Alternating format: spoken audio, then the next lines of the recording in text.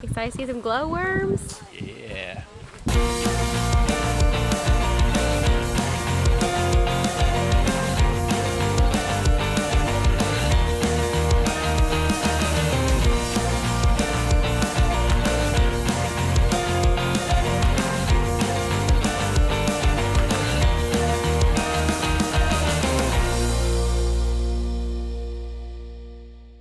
And now on to the Glowworm Caves. We're gonna do the combo package, and so we're gonna do a boat tour and another walkthrough tour. We were made to go together, I for you and you for me. Haven't gotta care whatever comes, we have all we need. Oh, oh, oh, oh, oh, oh. U-turn. So we just saw a game of like polo going on, and so we have a couple minutes, so we're gonna go check it out. Oh, cool. How was yours before you said a word? The moment that I stepped through the door. How fun, we just stumbled upon this and get to see a game of polo. First time in my life seeing one in real life. We were made to go together, I for you, you for me. Haven't gotta care whatever comes, we have all we. We're going to see some glowworms. Too cool. So this is the one that we can't take any pictures in, and in this one we can take pictures. And then there's a third one too. It's just like a walkthrough. There's not any glowworms in that one, so we're not doing that. But they have been doing guided tours here since 1889. 1889. Yes, I said that correctly. Not 1989. 1889. All right, time to go get our tickets. Hopefully they have some for today. Again, we didn't book ahead.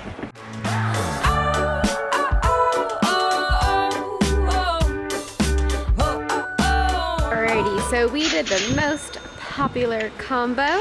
So our tour doesn't start until 3, and it's 1:30 now, so we have a little time to hang out, check out the gift shop, and then the next one's gonna be at 5:30. So worked out well. We'll get the last tour of the day. So while we are waiting an hour, decided to have our own barista back here. Hot water for 50 cents. Just mix a little bit of this, a little bit of that. I'm using up my collection from the hotels, and so I bought some of that too.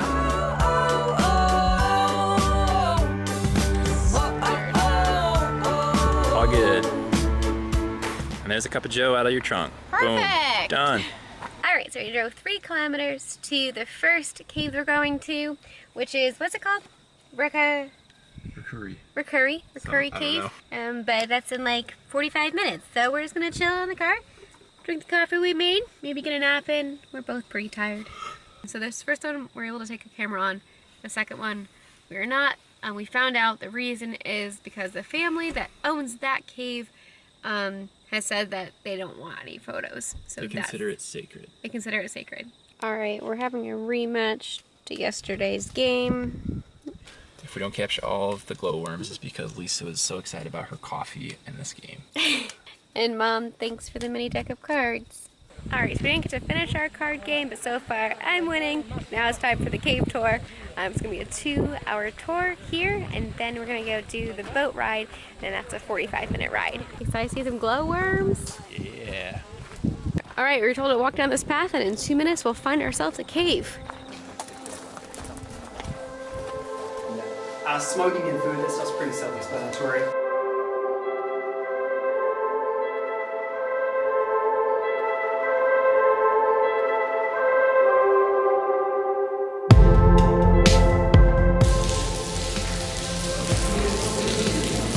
We're about to enter the cave.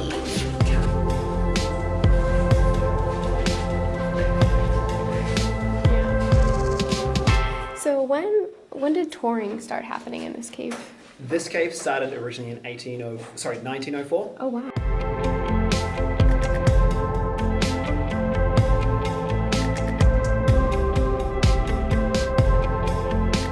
And in 1968, that's because no one ever found it, because this passageway is about 15, 16 meters above the water. Oh, no way. They've been swimming up and down this river since, like 1910s. Yeah. but they would have never looked up here to climb up here. Right. In the late 60s, they used a method that it's a pole, like a single pole with a ladder attached to it. They'd lean it against the wall. Two friends would hold the bottom of the pole while whoever lost rock, paper, scissors would start climbing. At the time, they were like 16-year-old kids that discovered this passageway. Whoa. Early cavers didn't know how long things took to form, so they'd snap off stalactites as souvenirs. This passageway here was so late to be discovered, it's in almost pristine condition. Spider light. Below each glowworm, a web of these threads. Oh, no way. So please never reach towards them, and also don't blow on them, because if you blow on them, the threads will tangle, and that glowworm now spends the next 3 or 4 days wasting all of his energy untangling the lights. Oh.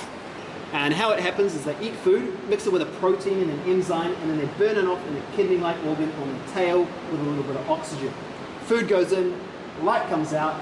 That light is kind of known as, well, it's basically their fecal matter burning off inside their body.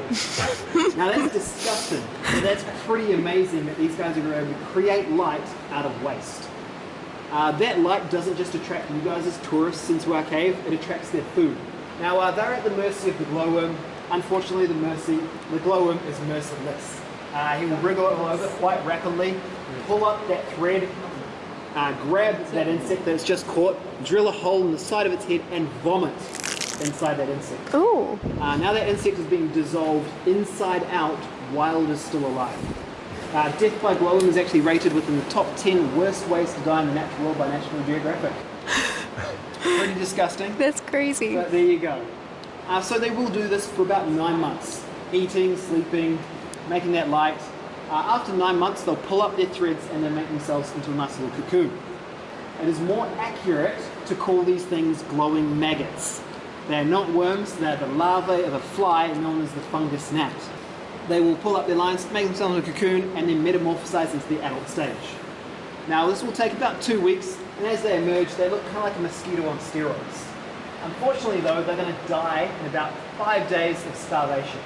Females, now they've got a little bit more of a job to do. They have to lay up to 200 eggs on the cave roof.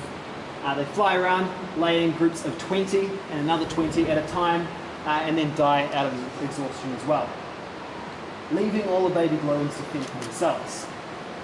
Now the glowworms start to hatch out, they start to get pretty hungry. What are they going to eat?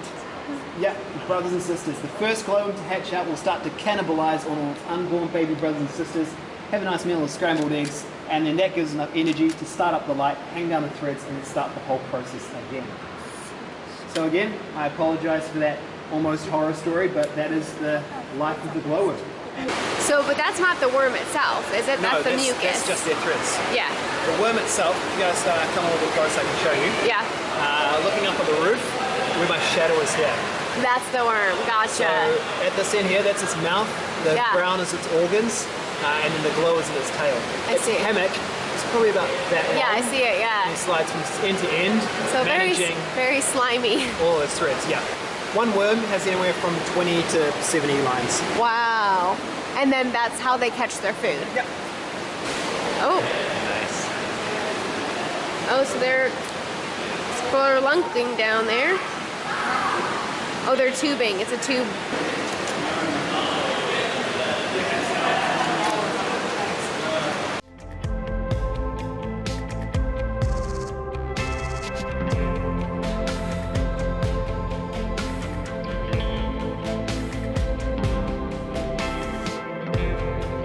Whoa. That's the sky 65 meters above. Crazy. Got some seashells fossilized here. That's pretty cool. Ooh, I'm gonna find some more glowworms. It's crazy how much light these little guys give off. These will be the last glowworms that you see.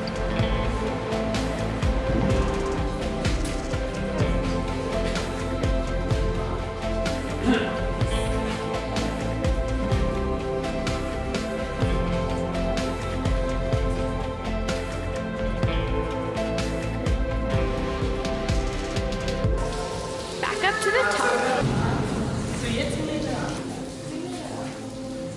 Back to light and warmth. I won! So now we're all tied up. We each have won a game. We're just eating a couple snacks before we head up to our second tour. And I'm just gonna leave the camera in the car because I can't take on the tour anyways. So I'll let you know how it is.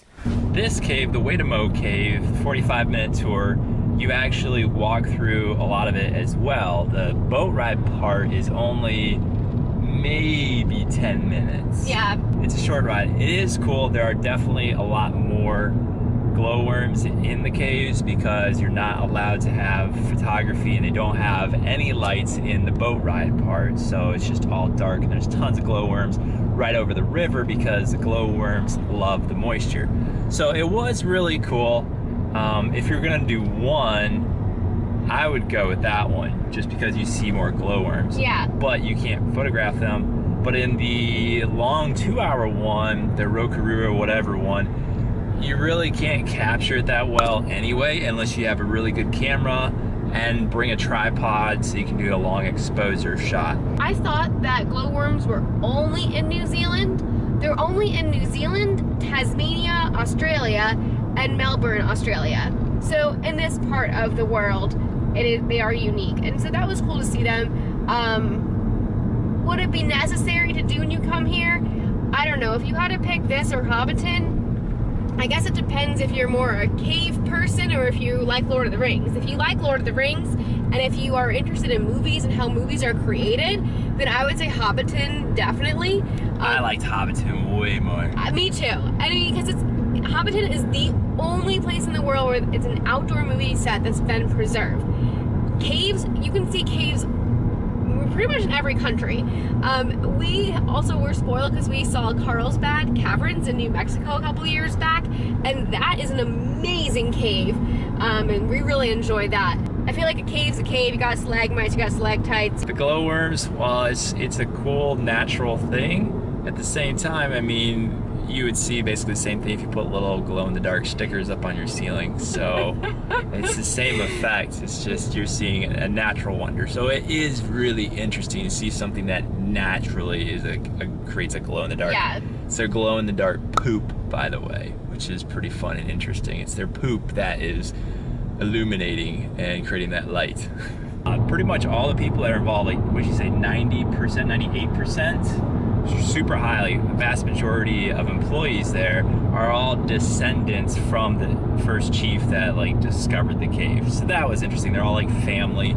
And one of the other tour guides that was bringing a group passed our tour guide and said, hey, your tour guide, it's her 25th birthday today. Make sure to tell her happy birthday. So that was kind of like, we all that was broke really out fun. in song. It's just kind of a fun like family atmosphere, so that was cool. Yeah. And they were way more chill about the stalagmites and the stalactites. That's the second difference. They touched the stalagmites and stalactites. Whereas the other one, if you did, it was a $10,000 fine. Now you can't, we can't, but when they were directing the boat through the little river in the cave, when you get to the end, you can actually see what he's touching. And there's a cable overhead that he's using to pull the boat along, but he's also pushing against the stalactites that are hanging from the ceiling. We didn't fill up all day, and we only used a quarter tank. We did a lot less driving today by doing so many tours. So it saved us money. That's right, we didn't spend money on gas today, we just spent it all on touring. Exactly.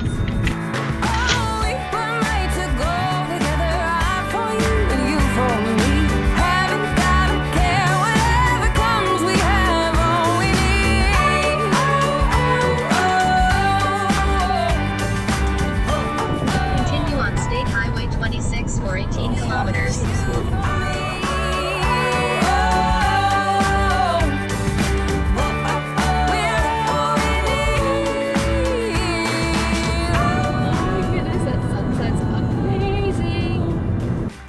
So thanks for joining us today for Hobbiton and the Glowworms Caves. We kind of pulled over on the side of the road here. Plan on sleeping here tonight. We're right off of Highway 2, driving for an hour and didn't find any pull-off, like any shoulder or anything. Finally found this little patch of gravel, so I pulled over here. And tomorrow we will begin exploring the Coromandel, which is a peninsula here in New Zealand. So join us tomorrow, and we'll see you in the next video. Good night!